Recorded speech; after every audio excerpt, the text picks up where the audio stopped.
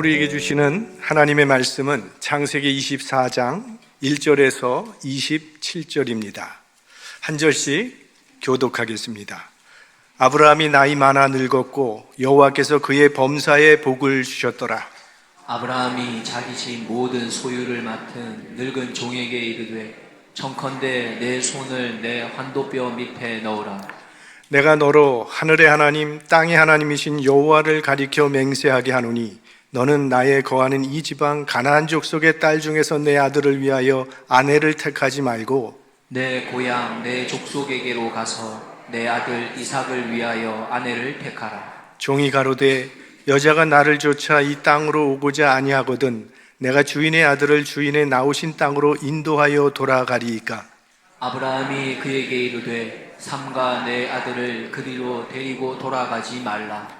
하늘의 하나님 여호와께서 나를 내 아버지의 집과 내 본토에서 떠나게 하시고 내게 말씀하시며 내게 맹세하여 이르시기를 이 땅을 내 씨에게 주리라 하셨으니 그가 그 사자를 네 앞서 보내실지라 네가 거기서 내 아들을 위하여 아내를 택할지니라. 만일 여자가 너를 쫓아오고자 아니하면 나의 이 맹세가 너와 상관이 없나니 오직 내 아들을 데리고 그리로 가지 말지니라. 종이 이에 주인 아브라함의 환도뼈 아래 손을 넣고 이 일에 대하여 그에게 맹세하였더라. 이에 종이 그 주인의 약대 중 10피를 취하고 떠났는데 곧 그 주인의 모든 좋은 것을 가지고 떠나 메소포타미아로 가서 나홀의 성에 이르러 그 약대를 성박 우물 곁에 꿀렸으니 저녁때라. 여인들이 물을 길러 나올 때이었더라. 그가 가로되 우리 주인 아브라함의 하나님 여호와여 원컨대 오늘날 나로 순적히 만나게 하사 나의 주인 아브라함에게 은혜를 베푸시옵소서. 성중 사람의 딸들이 물 길러 나오게 싸우니 내가 우물 곁에 섰다가 한 소녀에게 이르기를 청컨대 너는 물 항아리를 기울여 나로 마시게 하라 하리니 그의 대답이 마시라. 내가 당신의 약대에게도 마시우리라 하면 그는 주께서 주의 종 이삭을 위하여 정하신 자라. 이로 인하여 주께서 나의 주인에게 은혜 베푸심을 내가 알겠나이다. 말을 마치지 못하여서 리브가가 물 항아리를 어깨에 메고 나오니 그는 아브라함의 동생 나홀의 아내 밀가의 아들 부두엘의 소생이라. 그 소녀는 보기에 심히 아름답고 지금까지 남자가 가까이 하지 아니한 처녀더라. 그가 우물에 내려가서 물을 그 물 항아리에 채워 가지고 올라오는지라. 종이 마주 달려가서 가로되 청컨대 내 물 항아리의 물을 내게 조금 마시우라. 그가 가로되 주여 마시소서 하며 급히 그 물 항아리를 손에 내려 마시게 하고 마시우기를 다하고 가로되 당신의 약대도 위하여 물을 길어 그것들로 배불리 마시게 하리이다 하고 급히 물 항아리의 물을 구유에 붓고 다시 기르려고 우물로 달려가서 모든 약대를 위하여 깃는지라.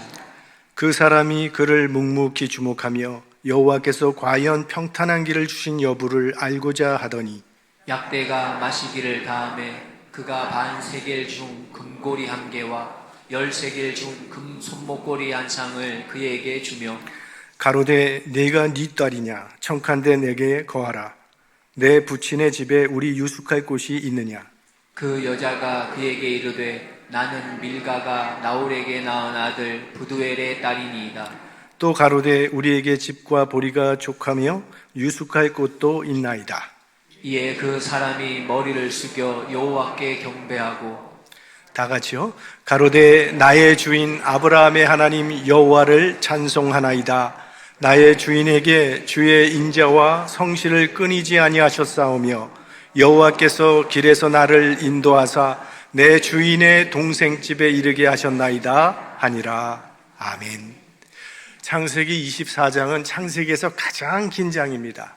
67절까지 있는데 처음부터 마지막까지 이삭의 배필을 구하는 이야기로 기록되어 있습니다. 이삭의 신부를 찾는 과정을 이처럼 상세하게 기록해 놓은 것은 이 여인의 후손을 통해서 장차 메시아가 태어나게 될 것이기 때문입니다. 오늘 본문을 통해서 우리는 이삭의 신부를 선택하는 과정과 그 모든 사건의 배후에 하나님이 계심을 볼 수가 있습니다. 아브라함이 이삭의 신부를 구하기 위해서 종을 보내는데 하나님은 그보다 앞서서 사자를 보내서 순조롭게 예비하신 신부를 만나도록 인도하십니다.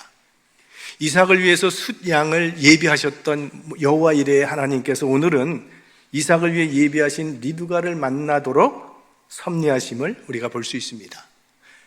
이런 하나님의 섭리는 하나님을 신뢰하는 사람들이 일상에서 경험하는 은혜입니다. 성경은 우리가 우연하게 지어진 존재가 아니라고 말을 합니다. 하나님께서 우주 만물을 모두 창조하신 후에 그 모든 영광을 다스리며 그 모든 영광에 참여할 수 있도록 인간들을 가장 마지막에 창조하셨습니다. 즉, 우리는 창조 전부터 하나님의 마음에 있었다는 그런 말입니다.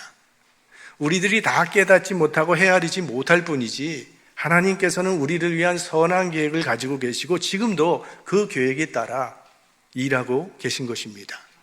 오늘도 하나님은 우리의 평범한 일상에 찾아오셔서 하나님의 계획 안에서 우리를 인도해 주시는 분임을 믿으시기 바랍니다. 1절 말씀입니다. 아브라함이 나이 많아 늙었고 여호와께서 그의 범사에 복을 주셨더라. 오늘 본문은 아브라함이 나이가 많아서 늙었다고 알려줍니다. 아브라함도 한때 모든 것에 자신이 있을 때가 있었습니다. 그때는 조카를 구하기 위해서 왕들과 맞서 싸울 만큼 용기와 기력이 넘쳤을 때도 있었습니다. 그러나 지금은 많이 늙어서 여행조차 힘들어졌습니다. 세월 따라 나이를 먹고 또 나이를 따라 주름이 생기고 기력이 쇠하는 것은 자연스러운 현상입니다. 세월 앞에 장사 없습니다. 중요한 것은 노년에 복된 삶을 사는 것입니다. 지난주에도 말씀드린 것처럼 인생은 끝이 아름다워야 합니다. 인생은 전반부보다 후반부를 어떻게 매듭짓느냐, 그거에 따라서 평가되기 때문입니다. 인생만이 아니라 축구도 후반전이 중요합니다. 우린 이번에 대한민국이 초반에 좀 고전을 해서 16강 진출의 꿈을 거의 접어버렸는데 지난주간 포르투갈과 경기에서 후반, 그것도 46분, 그 추가 시간대에 우리 황희찬 선수가 결승골을 넣어서 역전승을 거두고 16강 진출을 이루게 됐죠.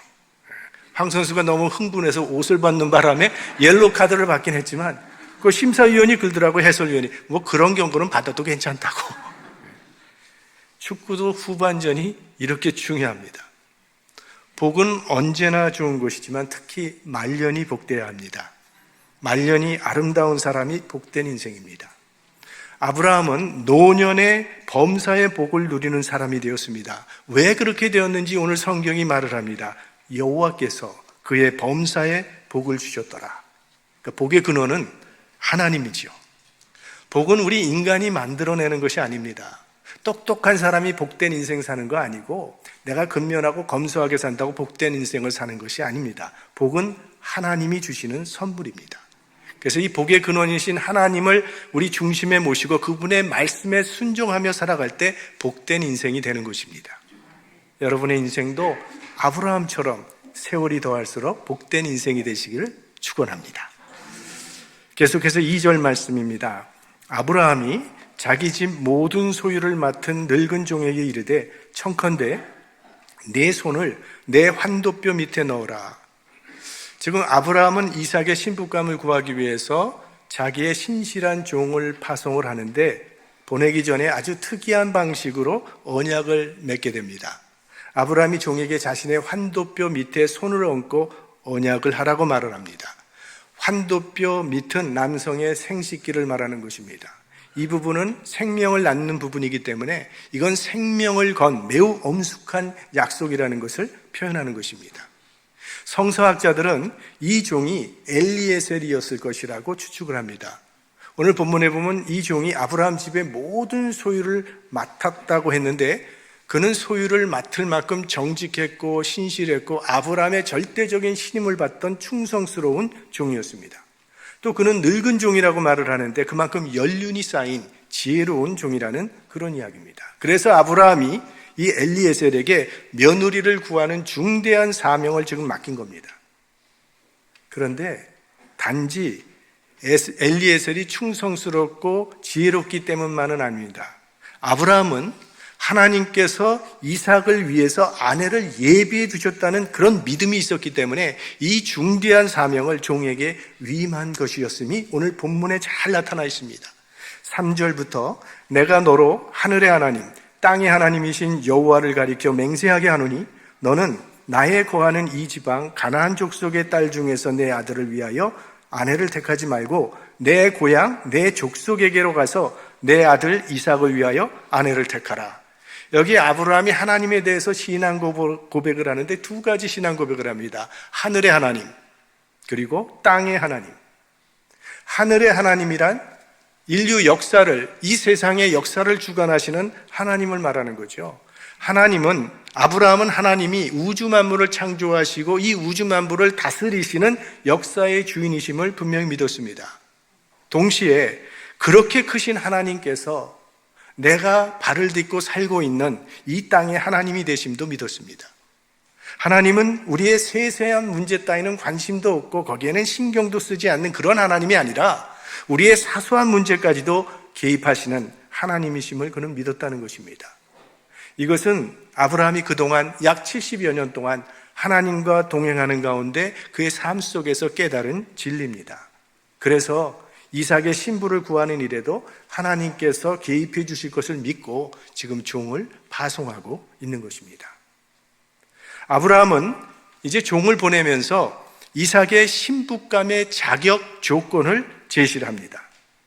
가나안 족속 중에서는 아내를 택하지 말 것이요 내 족속 중에서 아내를 택하라고 말을 하는데 이거는 인종을 차별한다는 그런 뜻이 아닙니다.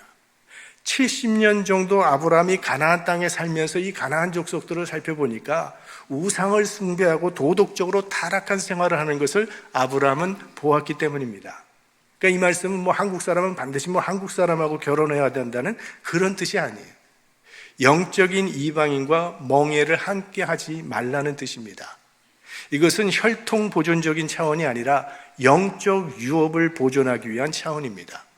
그러니까 영적 유산을 이어가게 하기 위해서는 같은 믿음을 가진 사람을 조건으로 제시한 것입니다. 그러니까 아브라함에게는 분명한 결혼의 원칙이 서 있었습니다. 하나님을 믿는 며느리를 얻고 싶었던 거죠. 그러니까 아브라함의 기준은 믿음이었습니다. 우리 결혼에 필요한 여러 가지 조건이 있을 수 있죠. 성격도 중요하고 생활력도 있어야 되고 외모, 가정 이런 것들도 무시할 수 없습니다. 그러나 중요한 것은 무엇을 가장 중요하게 먼저 볼 것인가라는 것이죠. 오늘 아브라함이 우리에게 보여주는 것은 그리스도인은 믿음이 먼저여야 한다는 거예요. 믿음이 우선순위가 되어야 한다는 그런 말씀입니다. 오래전에 권사님 한 분이 딸의 중매를 좀 부탁하시면서 사윗감이 될 조건을 말씀하시는데 신앙은 제일 마지막이었어요. 신앙은 있어도 좋고 없어도 좋습니다. 왜냐하면 우리 딸의 신앙이 굉장히 좋기 때문에 사위는 신앙이 없어도 믿게 할 수 있으니까 괜찮다고. 물론 안 믿는 사람과 결혼을 해서 그 사람이 믿는 사람이 된다면 다행이지만 그건 누구도 장담할 수 없는 것이죠. 오히려 잘 믿던 사람이 안 믿는 사람과 결혼을 해서 안 믿는 사람의 영향을 받아서 신앙을 떠나는 경우도 생길 수 있습니다. 우리는요 종교 빼고는 다 잘 맞아요. 신앙이라는 것이 우리 삶의 여러 다양한 부분 중에 그저 한 부분이라면 그럴 수도 있죠. 그러나 신앙이라고 하는 것은 우리 삶의 모든 영역에 영향을 미치고 또 우리 삶을 결정하는 가치관입니다. 그러니까 신앙이 다르다고 하는 것은 결국 다 다르다는 그런 의미예요. 미국에 이민 와 살다 보니 활동 반경이 좁아져서 배우자를 만날 기회도 없고 그렇다고 사람이 많지도 않아서 안 믿는 사람과 결혼할 수밖에 없다고 하시는 분들도 있는데 그럴 때는 결혼하기 전에 먼저 전도해서 믿게 한 다음에 하는 것이 바람직합니다. 거듭나서 세례받게 한 후에 결혼할 것을 권합니다. 결혼 전에 믿지 않으면 결혼 후에는 더욱 어렵기 때문이죠. 어떤 사람은 종교는 개인의 자유니까 상대방의 신앙을 서로 존중해 주면서 살면 된다고 하는 이런 이상적인 생각을 갖고 계신 분들이 있는데, 솔직히 우리가 같은 종교를 가지고 있어도 부부 생활하는 게 얼마나 힘듭니까? 그러니 종교가 다른 사람들이 결혼하면 얼마나 더 힘들겠습니까? 또 실제적으로 이 자녀 교육에 문제가 생겨요. 오늘은 플러턴 장로교에 나왔다가 다음 주는 절에 간다면 무슨 교육이 되겠습니까? 이 결혼에 대한 영적인 원칙을 세워놓아야 합니다. 아브라함의 조카 롯은 그 원칙이 없었어요. 어쩌면 그도 처음에는 원칙을 가지고 있었지만 상황이 여의치가 않아서 원칙을 포기했는지도 모릅니다. 이제 혼인 연령이 지나가면 우리 딸을 결혼시키기가 힘들 테니까 하나님을 믿지 않지만 소돔과 고모라에서 잘 나가는 그 청년들을 선택해서 사위로 택했습니다. 결국 롯의 가정은 역사의 부끄러운 오점으로 남게 되었지요. 계속해서 5절 말씀, 종이 가로되 여자가 나를 쫓아 이 땅으로 오고자 아니하거든 내가 주인의 아들을 주인의 나오신 땅으로 인도하여 돌아가리이까. 자, 아브라함이 세운 이 영적인 원칙은요, 아주 훌륭합니다. 그런데 현실적으로 이루어질 가능성은 매우 희박해요. 사실 어떤 여자가 얼굴도 한번 보지 못한 사람을 아내가 되겠다고 따라가겠습니까? 우리 하와이 이민 초기에 이민 왔던 우리 한국의 남자 노동자들이 여자가 없으니까 사진을 통해서 결혼을 했습니다. 사진 신부들이 그렇게 나왔는데, 근데 이게 사진이다 보니까요, 속임수가 많았다는 거예요. 그때도 뽀샵이 있었는지 모르지만 남자들이 좀 그 부티를 내려고 양복도 없으면서 남의 양복 빌려다가 입고, 그 자기 집도 아닌데 그냥 남의 집 앞에서 찍으면서 자기 집처럼 이렇게 그렇게 찍어갖고 사진을 많이 보냈다는 거예요. 그래서 신부 될 사람이 아주 젊은 미남의 사진을 들고 하와이에 나와보니 사진에 그 사람이 아니더라는 거죠. 할아버지 같은 사람이 기다리고 있더라. 네, 그런 얘기입니다. 그러니까 엘리에셀은 현실적으로 이게 걱정이 되었습니다. 가나안 땅에서 하란까지는 800km나 되는 먼 거리인데, 그때는 사진도 없었는데 그냥 무턱대고 가서 아내감을 데려온다고 하는 것은 이건 불가능하다고 생각한 거죠. 그래서 제가 갔을 때 혹시 그 여자가 신랑감을 좀 보자고 하면은 제가 다시 와서 아드님을 모시고 다시 고향으로 돌아갈까요? 라고 묻는 거죠. 그러나 아브라함의 믿음은 아주 확고합니다. 하늘의 하나님 여호와께서 나를 내 아버지의 집과 내 본토에서 떠나게 하시고 내게 말씀하시며 내게 맹세하여 이르시기를 이 땅을 내 씨에게 주리라 하셨으니 그가 그 사자를 네 앞서 보내실지라. 네가 거기서 내 아들을 위하여 아내를 택할지니라. 하나님께서 분명히 이 가나안 땅을 내 씨에게 주신다고 약속하셨으니 하나님께서 너보다 앞서 가셔서 배우자를 준비할 것이라고 그렇게 말합니다. 그러니까 아브라함은 하나님의 약속의 말씀에 대해서 아주 철저하게 신뢰하고 있습니다. 어디서 이런 믿음이 생겼을까요? 여호와 이레에 하나님을 체험했기 때문이죠. 우리들도 사실 잘 생각해 보시면 그런 체험 한 번쯤은 다 갖고 있지 않습니까? 그거 잊지 말고 기억해야 합니다. 지금까지 나를 인도하신 하나님께서 앞으로도 나를 인도해 주실 것을 믿는 믿음으로 살아가시기 바랍니다. 아브라함의 믿음이 가장 빛나는 부분은 8절 말씀 때문입니다. 만일 여자가 너를 쫓아오고자 아니하면 나의 이 맹세가 너와 상관이 없나니 오직 내 아들을 데리고 그리로 가지 말지니라. 그리 아니하실지라도의 신앙. 아브라함은요, 하나님께서 이삭을 위해서 아내를 예비해 놓으셨을 것을 확신했습니다. 그러나 그리 아니하실지라도, 결혼 못하더라도 절대 신앙의 원칙만은 타협하지 않겠다고 결심한 거예요. 하나님의 약속에 있는 이 가나안 땅 내가 지키겠다고 결심한 겁니다. 사람들은 원칙을 세워놓고도 상황이 다급해지면 원칙 쉽게 포기해버리고 맙니다. 그러나 아브라함은 이 원칙을 확고하게 고수합니다. 하나님의 뜻이 아니라면 기꺼이 내가 포기하겠다는 겁니다. 우리 그리스도인들은 하나님의 뜻이 아니라고 판단이 되면 미련을 버리고 포기할 줄 알아야 합니다.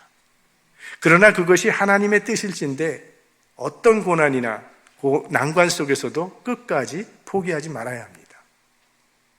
아브라함은 오늘 결혼보다 하나님과의 약속을 이행하는 것이 더 중요하다고 판단한 겁니다. 결혼 못해도 좋다는 거죠. 결혼을 위해서 가나안 땅을 버리느니 결혼 안 하더라도 가나안 땅을 지키며 믿음으로 살겠다는 그런 결심. 하나님이 최우선이라고 하는 그런 신앙. 사실 결혼이 인생의 전부는 아니지 않습니까? 예수님도 혼자 사셨고 사도 바울도 혼자 살았습니다. 결혼 안 해도 아주 가치 있고 행복하게 살 수 있습니다. 그래서 부모님들께 부탁을 드린다면 홍기찬 자녀들에게 너무 프레셔 주지 마시기 바랍니다. 우리가 세상을 살아가는 것은 하나님의 영광을 위하여입니다. 결혼해서 하나님께 영광을 돌리는 사람도 있고 독신으로 하나님께 영광을 돌리는 사람도 있습니다. 중요한 것은 결혼했느냐 안 했느냐가 아니라 하나님의 영광을 위해서 살아가고 있는가입니다. 9절, 종이 이에 주인 아브라함의 환도뼈 아래 손을 넣고 이 일에 대하여 그에게 맹세하였더라. 이 아브라함의 확고한 믿음 앞에서 종이 지금 설득을 당하는 것입니다. 주인의 환도뼈 아래 손을 얹고 맹세를 합니다. 이처럼 믿음은 이 확장되는 힘이 있습니다. 하와가 에덴 동산에서 선악과를 따먹은 후에 자기 남편까지 공범으로 만들었죠. 죄가 확산되는 힘이 있는 것처럼 믿음도 확산되고 확장되는 힘이 있는 것입니다. 여러분 곁에 있는 사람들이 복을 받을 수 있도록 바른 믿음의 삶을 살아갈 수 있기를 바랍니다. 계속해서 우리 10절부터는 이제 리브가를 구하는 과정이 나옵니다. 이에 종이 그 주인의 약대 중 10피를 취하고 떠났는데 곧 그 주인의 모든 좋은 것을 가지고 떠나 메소포타미아로 가서 나홀의 성에 이르러. 그러니까 엘리에셀이 낙타 10마리와 신부와 그의 가족들에게 줄 선물을 챙겨서 떠나 메소포타미아 나홀의 성에 있는 우물가에 이르게 됩니다.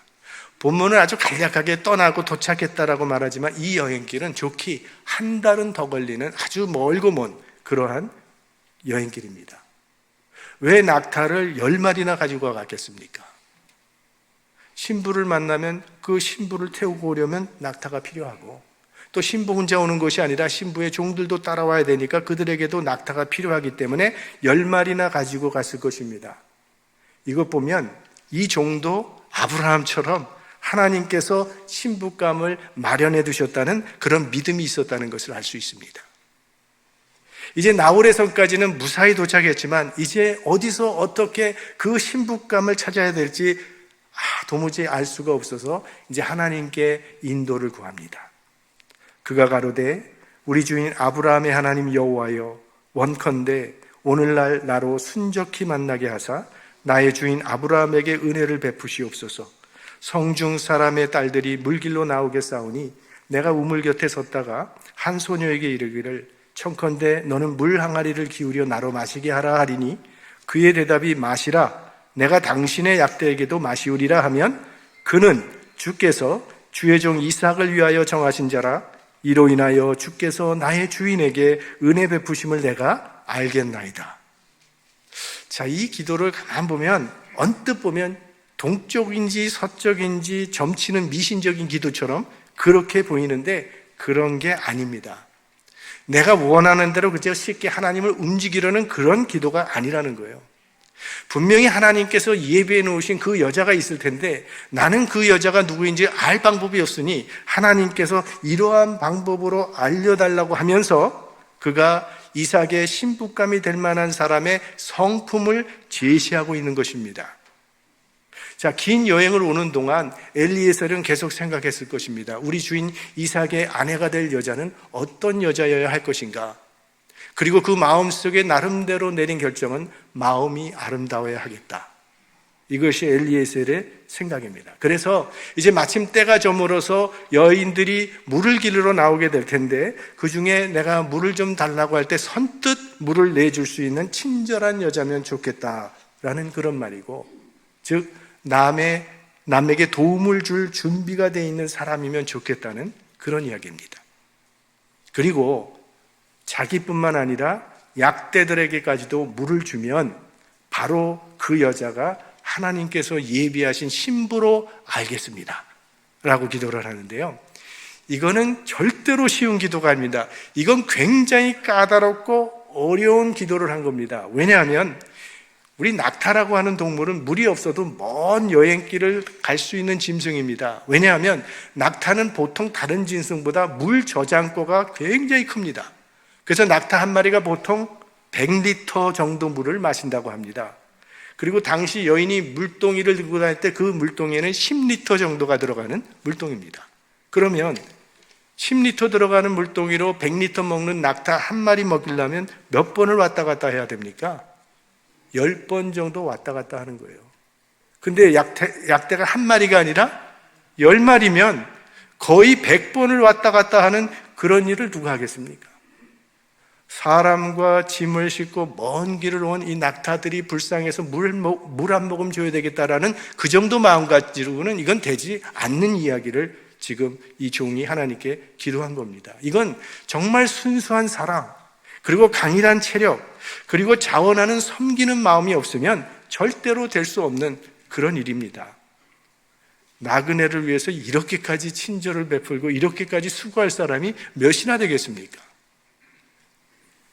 하나님의 분명한 인도가 아니면 이건 불가능한 조건을 걸고 기도한 겁니다. 그러니까 이거는 하나님께서 쉽게 점 하나 찍어달라는 그런 기도가 아니라 하나님의 뜻을 분명하게 정확하게 분별할 수 있도록 하나님이 구체적으로 인도해달라는 그런 간구의 기도입니다. 근데 놀랍게도 이런 기도가 마치기도 전에 응답이 주어지더라는 겁니다. 15절, 말을 마치지 못하여서 리브가가 물 항아리를 어깨에 메고 나오니 그는 아브라함의 동생 나홀의 아내 밀가의 아들 부두엘의 소생이라. 리브가라고 하는 여자가 나타나더니 이 종이 기도한 그대로 하나도 빠지지 아니하고 조목조목 다 행합니다. 엘리에셀이 나에게 물을 좀 달라고 했더니 그가 가로되 주여 마시소서 하며 급히 그 물 항아리를 손에 내려 마시게 하고 마시우기를 다 하고 가로되 당신의 약대도 위하여 물을 길러 그것들로 배불리 마시게 하리이다 하고 급히 물 항아리에 물을 구유에 붓고 다시 기르려고 우물로 달려가서 모든 약대를 위하여 깃는지라. 리브가가 물을 길어와서 종에게 약간 마시더니 그 물을 구유에 부었다 그랬어요. 그리고 다시 우물가로 달려가서 또 물을 길러와서 구유에 붓고, 여기는 간단하게 모든 약대를 위하여 깃는지라 했지만 지금 수없이 물을 길러와서 또 붓고 물을 길러와서 또 붓고 여러 번 계속 반복하고 있는 거예요. 그런데 엘리에셀은 그 모습을 묵묵히 지켜보고 있었다고 했습니다. 리브가는 남의 약대를 먹이겠다고 이렇게 땀을 흘리며 분주하게 움직이고 있는데, 아니 약대 주인이라는 사람은 손 하나 까딱하지 않고 있으니 리브가의 눈에는 이 사람이 얄밉게 보일 수도 있었을 겁니다. 왜 당신은 아무 일도 안 해? 라고 불평할 만도 한데 그런 불평하지 않습니다. 끝까지 그 일을 마칩니다. 그 모습을 지켜보고 있다가 그 일이 마쳐지자 종이 감동을 해서 금고리 한 개와 금손 목걸이 한 쌍을 그녀에게 줍니다. 그리고 너는 누구의 딸이냐고 물으니까 나홀의 아들 부두엘의 딸이라고 답을 합니다. 이 리브가라고 하는 여자가 아브라함의 동생 나홀의 손녀라는 사실을 알게 된 엘리에셀은 감격해서 함께 하시며 나를 인도해 주신 그 하나님을 찬양하며 경배를 하는 거죠. 우리가 일하면서 얻는 최고의 위로와 힘은 하나님께서 함께 하신다고 하는 확신입니다. 그 확신만 분명하면 아무리 어려운 일을 할지라도 다 감당할 수 있습니다. 사도 바울이 감옥 속에서도 기뻐할 수 있는 이유는 바로 그 때문이었죠. 그런 확신이 없으면 무슨 일을 해도 기쁨도 없고 보람도 없습니다. 부귀영화가 다 주어져도 보람이 없습니다.